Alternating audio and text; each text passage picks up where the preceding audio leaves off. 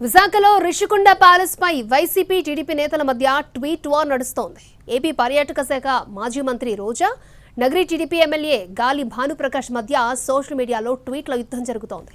రిషికొండలో పర్యాటక శాఖ భవనాలను నిర్మించడం తప్ప అని ప్రశ్నిస్తూ ట్వీట్ సంధించారు మాజీ మంత్రి రోజా.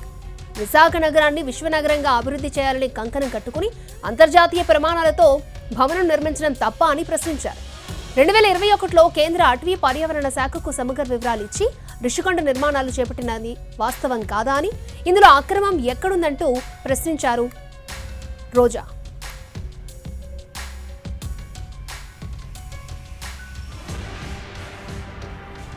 రోజా ట్వీట్ పై అదే స్థాయిలో సెటర్లు వేశారు నగరి ఎమ్మెల్యే గాలి భానుప్రకాష్.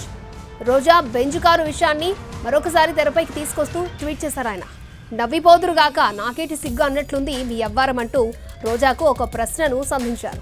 ముందు ఆ ప్యాలెస్ కు మీ బెంజ్ కారుకున్న సంబంధం ఏంటో బయట పెట్టండి మాజీ మంత్రి గారు అంటూ రీట్వీట్ చేశారు గాలి భానుప్రకాష్.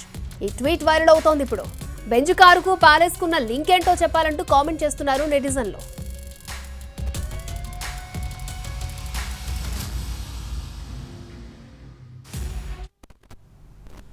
మాజీ మంత్రి రోజాకు బుద్ధా వెంకన్న కౌంటర్ ఇచ్చారు. నాడు సీఎం నివాసం కోసం నిర్మించామని చెప్పి ఇప్పుడు పర్యాటకుల కోసం నిర్మించామని అంటున్నారని విమర్శించారు. రోజాపై విచారణ జరిపితే అసలు నిజాలు బయటకొస్తాయన్నారు.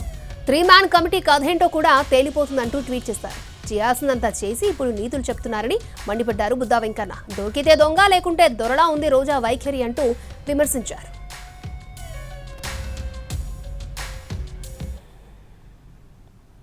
గృహ నిర్మాణ పథకానికి ఇచ్చిన నిధులను గతంలో జగన్ ప్రభుత్వం దుర్వినియోగం చేసిందన్నారు మంత్రి పార్థసారథి. ఆ నిధులను రిషికొండలో భవనాల నిర్మాణానికో, సంక్షేమ పథకాల అమలుకో, కాంట్రాక్టు బిల్లులు చెల్లించేందుకో వాడి ఉండొచ్చు అని అన్నారు. వైసీపీ ప్రభుత్వ హయాంలో నిర్మించిన సగం ఇళ్లకు సంబంధించి 938 కోట్ల రూపాయలు చెల్లింపులు జరగలేదని ఆరోపించారు పార్థసారథి. వచ్చినయో ఏ పర్పస్ కోసమైతే కేంద్ర ప్రభుత్వం ఇచ్చిందో ఆ పర్పస్ కోసమే వినియోగించాలనేది కామన్ ఐడియా పరిపాలన. ఎప్పుడైతే ఆ నిధులు సంబంధిత శాఖకి ట్రాన్స్ఫర్ కాలేదో ఆ నిధులు మిస్యూజ్ అయిపోతాయి. దేనికి వాడినా కూడా అది మిస్యూజ్ అయినట్టే. అది ఋషికొండ రాజభవనానికి వాడిండొచ్చు, లేకపోతే పథకాలు ఇవ్వడానికైనా వాడిండొచ్చు, లేకపోతే కావాల్సిన కాంట్రాక్టర్లకి బిల్లులు చెల్లించుకుంటానికైనా ఇచ్చిండొచ్చు, ఏదైనా కావచ్చు. Misuse and diversion. Misuse diversion జరిగింది కాబట్టే 27 కోట్ల పీనల్ ఇంట్రెస్ట్